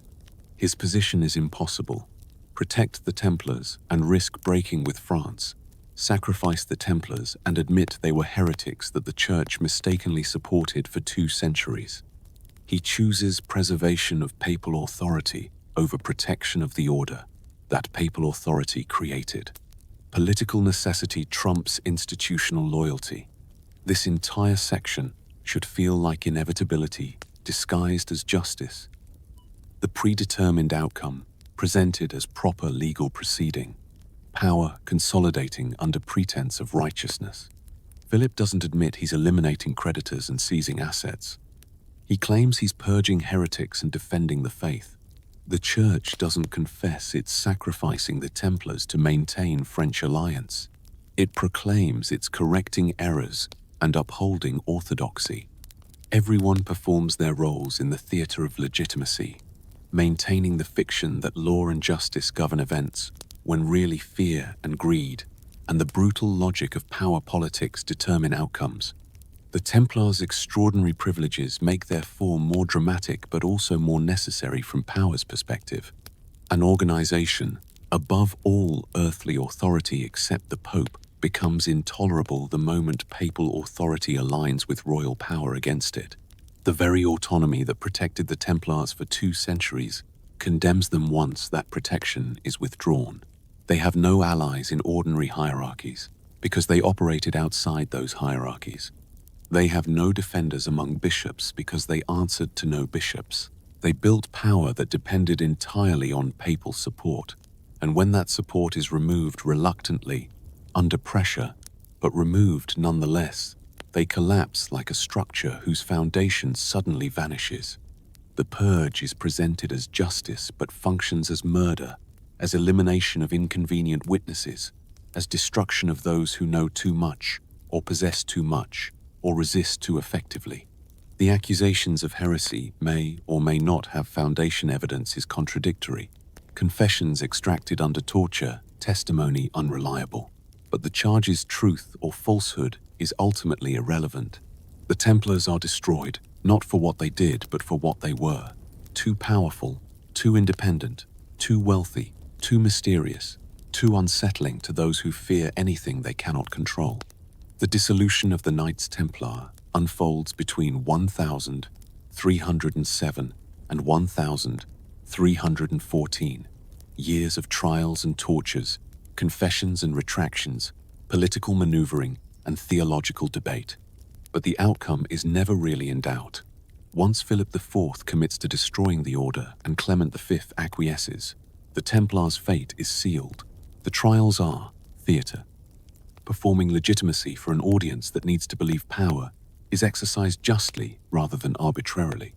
The arrests on Friday, the 13th of October 1307, achieve complete surprise through meticulous planning and absolute secrecy. Philip's officials prepare sealed orders weeks in advance, documents containing detailed instructions for simultaneous arrests across France. These orders are distributed to bailiffs and seneschals throughout the kingdom with strict instructions. Do not open until the specified date. The coordination is unprecedented. An operation involving hundreds of officials arresting thousands of Templars requires sophisticated planning and iron discipline. A single leak could have warned the Templars, allowing them to flee or hide their most valuable possessions and documents. But there are no leaks. At dawn on that infamous Friday, royal officials across France open their sealed orders simultaneously and move against Templar commanderies. The knights are caught completely unprepared.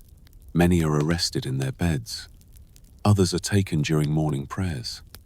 The speed and coordination leave no time for organized resistance. Within hours, virtually every Templar in France is in custody, their properties seized, their records confiscated for examination.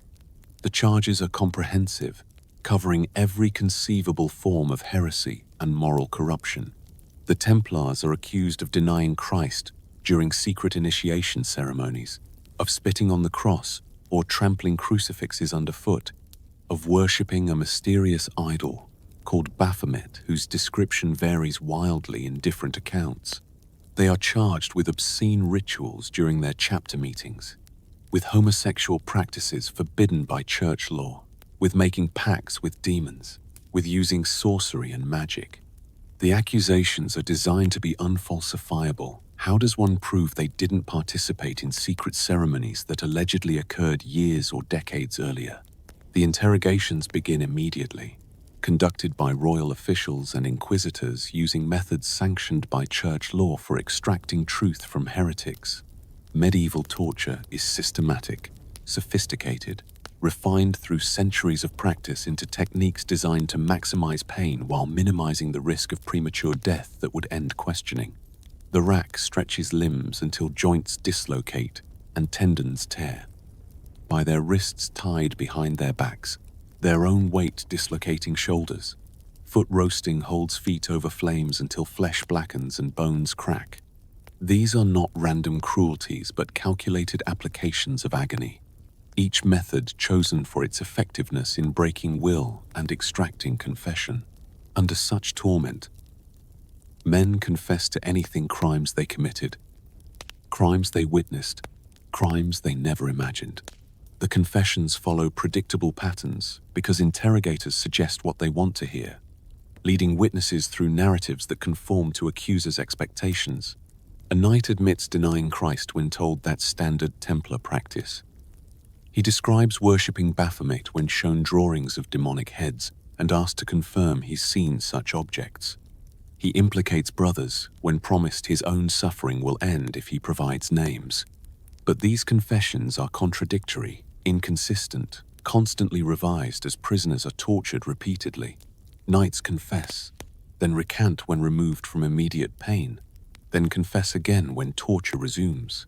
The transcripts reveal confusion and desperation rather than genuine admission of guilt. Yet, legally, confession, extracted under torture, is still confession, still admissible as evidence, still grounds for conviction, even when every circumstance suggests the testimony is false. Jacques de Molay, last Grand Master of the Knights Templar, is executed by burning in Paris on the 18th of March, 1314. on the Île aux Juifs, a small island in the Seine that no longer exists, filled in and incorporated into the right bank centuries ago. De Molay has spent 7 years in French prisons by this point, his body broken by torture, his spirit worn down by interrogation and isolation. He is approximately 70 years old, ancient by medieval standards, yet he has survived when many younger, stronger men have died in custody. The execution is public spectacle, designed to demonstrate royal justice and vindicate Philip's accusations. A crowd gathers Parisians curious to see the end of the famous Grand Master, clergy present to witness heresy punished, officials there to ensure proper procedure. De Molay is brought before them, chained, emaciated, a shadow of the powerful leader who once commanded thousands of knights and managed the wealth of kingdoms. He is expected to confess publicly, to validate the charges against him and the order, to acknowledge his guilt and accept righteous punishment. The script is written, De Molay will admit heresy, the crowd will witness justice, Philip will be vindicated, the church will be cleansed of corruption. Everyone knows their role in this final act of the Templar drama. But De Molay breaks the script. When given opportunity to speak, he does not confess but recants all previous confessions extracted under torture. He declares the Templars innocent of the charges against them. He proclaims that he and his brothers have been falsely accused, unjustly persecuted, destroyed not for heresy but for wealth and power others coveted. He names Philip IV and Clement V as the true criminals, calls down divine judgment upon them, and goes to the flames proclaiming Templar righteousness. The crowd reaction is not recorded, but we can imagine the shock, the confusion, the sudden uncertainty. Is this the final defiance of an unrepentant heretic, or the truthful declaration of an innocent man murdered by corrupt power? The ambiguity transforms what should have been clear demonstration of justice into something far more troubling: martyrdom. The execution method is significant. Burning is reserved for heretics, the flames meant to purify souls and eliminate bodies that might become focuses for false veneration. But burning is also slow, agonizing, and public.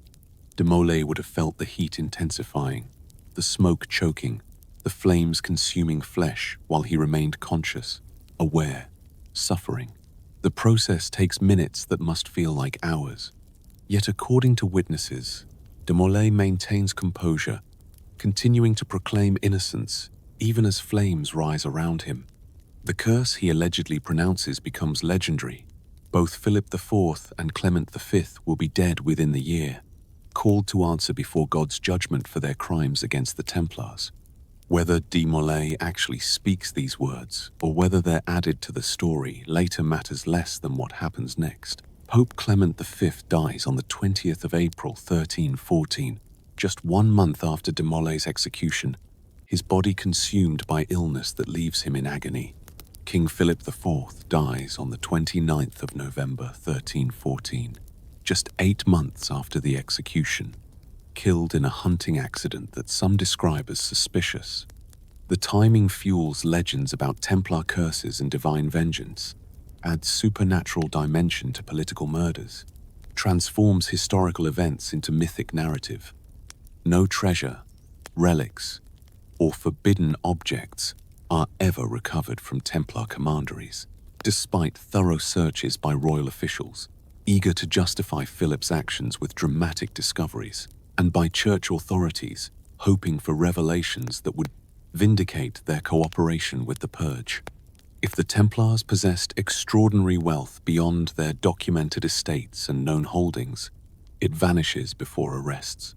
If they held sacred objects discovered beneath the Temple Mount, those disappear without trace.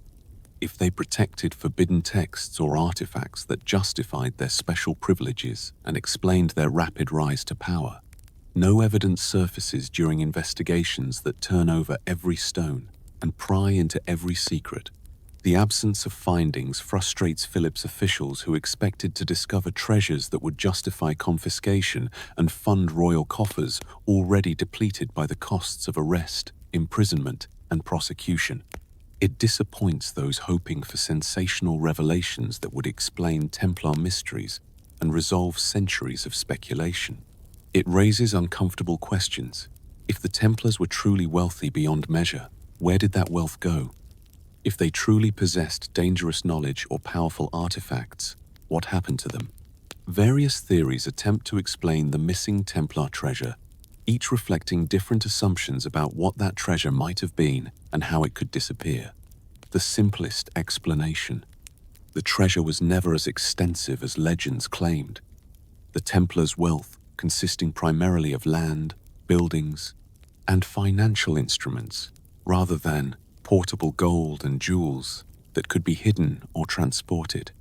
Their banking operations involved moving money through letters of credit rather than physically shipping coins, so their wealth existed on parchment records rather than in treasure chests. But this prosaic explanation doesn't satisfy those convinced the Templars possessed something extraordinary. Alternative theories propose the treasure was hidden before arrests in locations never discovered by investigators. Some suggest Templar treasuries in Paris and other major cities were emptied in the hours or days before October 13. The contents moved to secret locations or smuggled out of France entirely.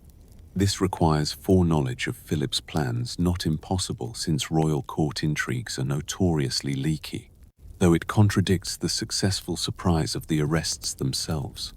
Other theories propose the treasure was moved to regions where Templars found refuge after the French persecution. Portugal renamed its Templars the Order of Christ and allowed them to continue operations under new name. Scotland, at war with England and excommunicated by the Pope, may have offered sanctuary to fleeing Templars. Switzerland, emerging as confederation independent from surrounding powers, possibly sheltered Templar refugees. If the treasure, whatever it consisted of, was divided and dispersed to these safe havens, it could have been absorbed into local institutions. Its origins obscured, its connection to the Templars lost as decades became centuries. Perhaps most intriguingly, some theorists suggest the treasure was never primarily material, but consisted of knowledge, documents, texts that could be memorized, copied, or encoded in forms that would survive even if original manuscripts were destroyed. If the Templars discovered ancient texts beneath the Temple Mount, those could have been transcribed, translated, studied, and their contents preserved through oral tradition, symbolic representation in architecture, or encrypted in manuscripts that appeared orthodox while containing layers of heterodox meaning, accessible only to initiates who knew how to read between the lines. Competing theories about what the Templars found proliferate in the centuries after their dissolution, each theory reflecting the concerns and obsessions of its era, each generation projecting onto Templar silence whatever mysteries most captivate contemporary imagination. Medieval accounts emphasize forbidden relics and magical objects, the Holy Grail, the Ark of the Covenant, pieces of the true cross with miraculous powers. Renaissance writers imagine lost texts containing ancient wisdom, Hermetic philosophy, Gnostic Gospels, mystical, Jewish Kabbalah.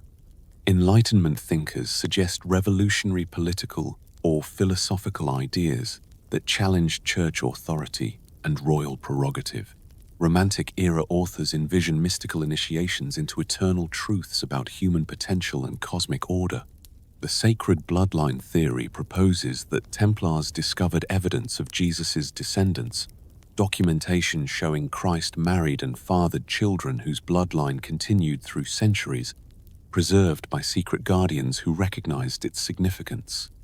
This theory gained currency in the 20th century through books like Holy Blood, Holy Grail, and was popularized by Dan Brown's The Da Vinci Code, reaching millions who might never read academic histories. The appeal is obvious. A conspiracy spanning centuries, knowledge that would shake Christianity's foundations, descendants of Christ walking unrecognized among us, secret societies guarding truths too dangerous for public revelation. But evidence for this theory is thin, consisting mostly of suggestive connections, creative interpretation of ambiguous historical references, and imaginative reading of symbolic art and architecture. No documents definitively prove Jesus married or had children. No genealogies trace convincing bloodlines from 1st century Palestine to medieval Europe. The theory succeeds as fiction, as thrilling narrative that questions authority and suggests hidden dimensions to familiar history, but fails as scholarship, unable to produce the documentary proof that would transform speculation into established fact. The Knights Templar are formally dissolved by papal decree at the Council of Vienne in 1312. Clement V issues the bull Times Vox in excelso asterisk, officially abolishing the order, not because guilt is proven, but because scandal has made it impossible to continue. The language is careful, legalistic, deliberately ambiguous. The Pope doesn't declare the Templars guilty of heresy, but notes that continuing the order would damage the Church's reputation and hinder the Crusades. Its dissolution by administrative necessity rather than judicial condemnation. Elimination of problematic organization without explicitly admitting either its guilt or its innocence. The papal bull reassigns Templar properties and resources to the Knights Hospitaller, another military religious order that supposedly will continue the Templars' mission without their baggage. But much Templar wealth vanishes before it can be transferred, confiscated by secular authorities, or hidden by Templars themselves before arrest.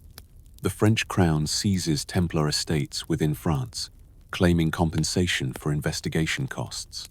Other kingdoms follow suit, each finding reasons why Templar properties within their borders should pass to royal control rather than to the Hospitallers.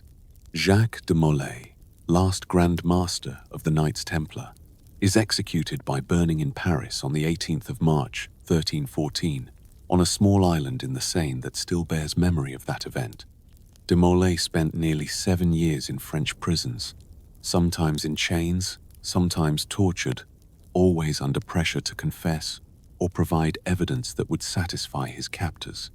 Initially, he confessed under duress, then recanted, then wavered, his testimony shifting as conditions changed and as he calculated what might save his life, or at least end his suffering.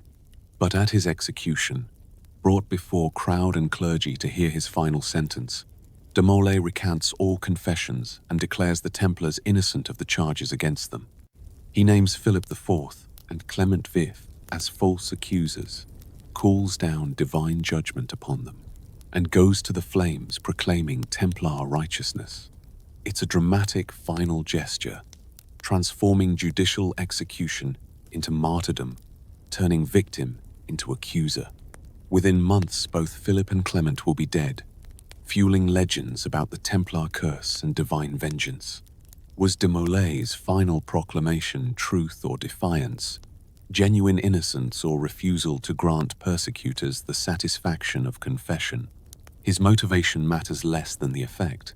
The execution becomes ambiguous, neither clearly justice against heretics, nor clearly murder of innocents. The ambiguity serves both sides. Philip can claim heretics were executed. Templar sympathizers can claim martyrs were murdered, but prevents closure, leaves the question unresolved, maintains mystery where clarity might have ended debate. No treasure, relics, or forbidden objects are ever recovered from Templar commanderies, despite thorough searches by secular and church authorities. If the Templars possessed extraordinary wealth beyond their documented estates, it vanishes before arrests. If they held sacred objects discovered beneath the Temple Mount, those disappear. If they protected forbidden texts or artifacts, no evidence surfaces during investigations. The absence of findings frustrates persecutors hoping to justify their actions with dramatic discoveries and disappoints those hoping for sensational revelations that would explain Templar mysteries. Various theories explain the missing Templar treasure. It was never as extensive as legends claimed. It was hidden in locations never discovered. It was smuggled out of France before arrests and dispersed to Templar sympathizers in other regions. It exists but consists of knowledge and documents rather than gold and jewels. Each theory has adherents and evidence. None is conclusive. The treasure, like so much in the Templar story, remains tantalizingly possible, but ultimately unproven. Silence remains as the only surviving witness to what was found beneath the Temple Mount. The 9 original knights who excavated those ancient chambers are long dead by 1314. If they told others what they discovered, those others either took the secret to their graves or shared it only with trusted initiates in chains of transmission that leave no documentary evidence. The Templar rule contains no references to the excavation. De Molay's final statements mention no hidden knowledge. The trials, despite torturers' efforts to extract confessions, produce no testimony about discoveries in Jerusalem. This silence could mean nothing was found, that the excavation was fruitless, that Templar rise to power was coincidental to their time in Jerusalem. Or the silence could mean something was found, but was so dangerous, so transformative, so threatening to established powers that speaking of it even under torture would accomplish nothing except confirming its existence to persecutors who might otherwise remain ignorant. Silence as protection of knowledge rather than admission of absence. Templar records vanish in the chaos of dissolution, either deliberately destroyed by Templars before arrest or confiscated and suppressed by authorities after investigation. The order maintained extensive archives documenting financial transactions, military activities, internal governance, relations with secular and church authorities. These documents would illuminate Templar history, resolve disputes about their practices, potentially confirm or refute accusations against them. Archives are scattered, destroyed, or sealed away in places where historians cannot access them. The Vatican archives likely contain Templar documents, but requests to examine them are routinely denied or ignored. What survives in accessible collections is fragmentary, incomplete. The systematic absence of documentation feels less like historical accident and more like deliberate curation, less like random loss and more like selective preservation that maintains mystery while preventing inconvenient revelations. Excavation knowledge disappears with the Templars' destruction. Whatever the 9 original knights learned about the chambers beneath the Temple Mount, their locations, their contents, their access routes, this information is not passed on to later archaeologists or historians. Modern excavation beneath the Temple Mount is hindered by political and religious sensitivities that make thorough investigation impossible. Muslims control the Mount and resist excavations that might validate Jewish claims or uncover Christian relics. Israeli authorities must balance archaeological interest against regional stability. International scholars navigate competing interests and incompatible narratives. What little excavation has occurred reveals tantalizing hints. Passages beneath the Mount, chambers sealed since antiquity, evidence of medieval and ancient searches. But connecting this physical evidence to Templar activity requires speculation. The Templars left no maps, no written descriptions, no clear indicators of what they found or where they found it. The ground itself holds secrets but refuses to yield them to tools and questions. Oral traditions die with the last knights. Whatever knowledge was passed from master to apprentice within the order, fragmenting as the organization collapses. Some Templars escape arrest in Portugal. They become the Order of Christ. In Scotland, they allegedly find refuge. Across Europe, individual knights disappear into countryside or join other orders. But if these survivors carry secret knowledge, they either cannot or will not transmit it. The oral tradition breaks, leaving only echoes and suggestions in later mystical and fraternal organizations that claim Templar connections, but cannot document them convincingly.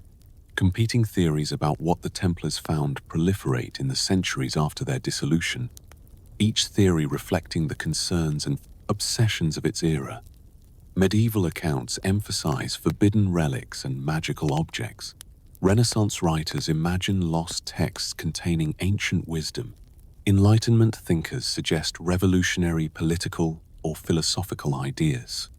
Romantic-era authors envision mystical initiations into eternal truths. Modern theorists propose everything from extraterrestrial artifacts to quantum physics encoded in sacred geometry. Sacred bloodlines become a popular explanation, the theory that the Templars discovered evidence of Jesus' descendants, or that they protected bloodlines connecting to biblical figures. This theory gained currency in the 20th century through books like Holy Blood, Holy Grail, and was popularized by Dan Brown's The Da Vinci Code. The appeal is obvious. A conspiracy spanning centuries. Knowledge that would shake Christianity's foundations. Descendants of Christ, walking unrecognized among us. But evidence is thin, consisting mostly of suggestive connections and imaginative interpretations rather than documentary proof. Altered biblical history offers another framework, suggesting the Templars found texts or evidence that contradicted official church narratives about Jesus, the apostles, early Christianity's development. Perhaps Gnostic Gospels presenting different Christology. Perhaps documents showing Christianity's diversity before orthodoxy was imposed. Perhaps evidence that fundamental doctrines developed later than officially claimed. Such discoveries would indeed threaten church authority, but would that threat be powerful enough to justify everything that followed? Divine mathematics and harmonic science propose the Templars discovered sacred geometry or mathematical principles underlying creation, knowledge that Solomon employed in building his temple, and that the Templars recovered from ancient repositories. This knowledge supposedly enabled construction of cathedrals with unusual acoustic properties or spaces that facilitate altered consciousness. The theory connects to broader traditions of Pythagorean mathematics, Platonic idealism, medieval number, mysticism, but it remains speculative, supported more by architectural analysis and mystical interpretation than by documentary evidence. Solomon's temple as cosmological machine presents perhaps the most intriguing theory, that the original temple was designed according to principles that made it function as something more than house of worship, perhaps as astronomical observatory, perhaps as acoustic chamber for inducing mystical states, perhaps as device for focusing intention or prayer in ways that ancient wisdom traditions understood but modern rationalism dismisses. If the Templars discovered plans or remnants of such a structure, they might have attempted to replicate its functions in cathedrals and commanderies, encoding knowledge in architecture that remains functional even when the theory behind it is forgotten. The legacy of uncertainty shapes how we understand not just the Templars but the nature of historical knowledge itself. We expect the past to be knowable through research and evidence, documents and archaeology yielding their secrets to determined investigation. But the Templar mystery demonstrates limits to this confidence. Some questions cannot be answered because relevant evidence was destroyed, hidden, or never created.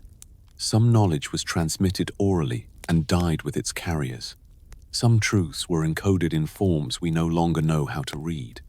This uncertainty is uncomfortable for modern minds trained to expect answers, explanations, closure.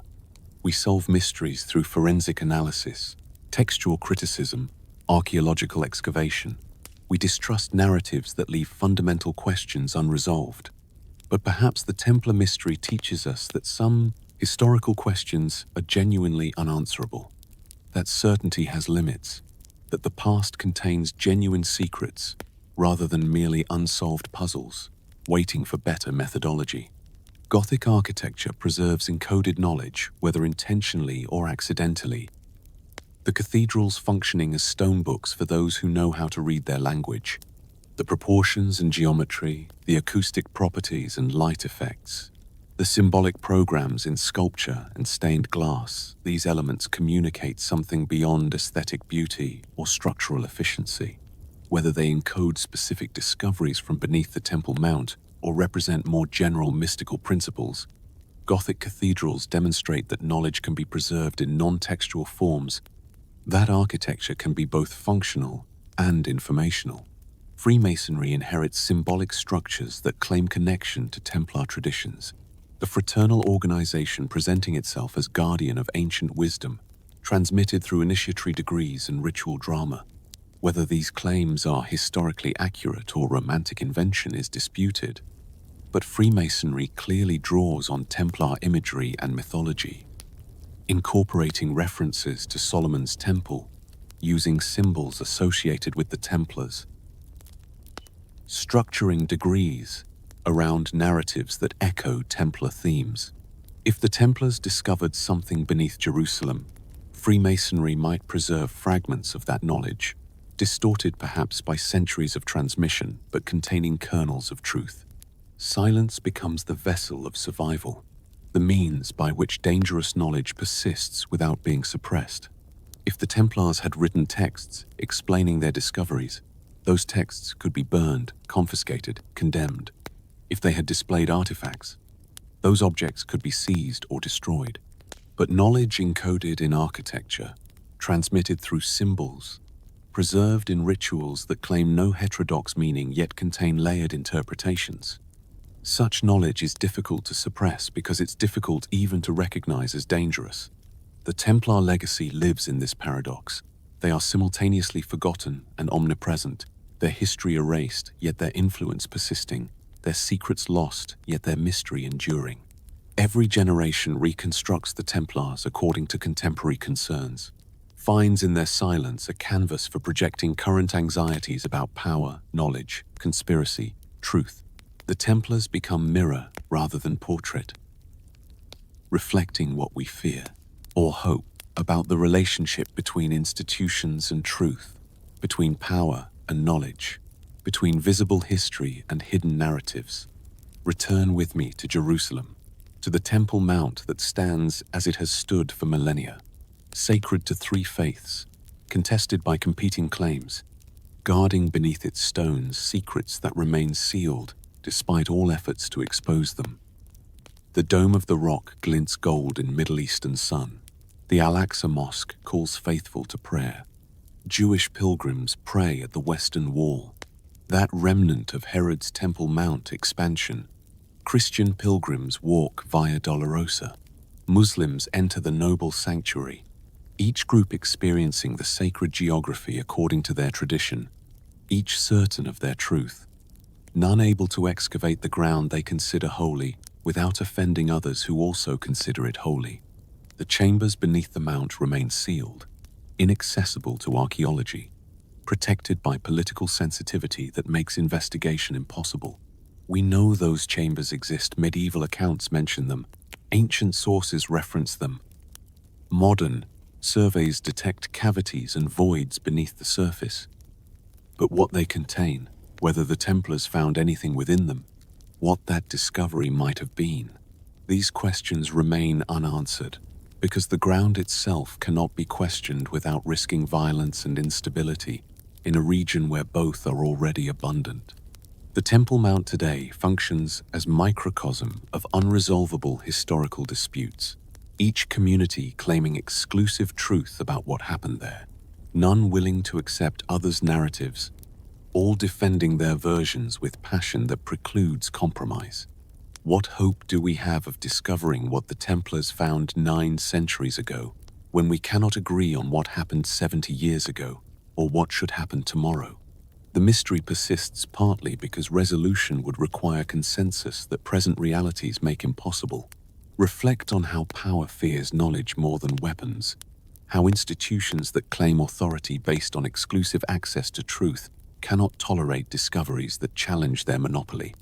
The Templars, if they found something beneath Jerusalem, held power more threatening than any army power to question, to expose, to undermine the very foundations on which medieval civilization constructed itself.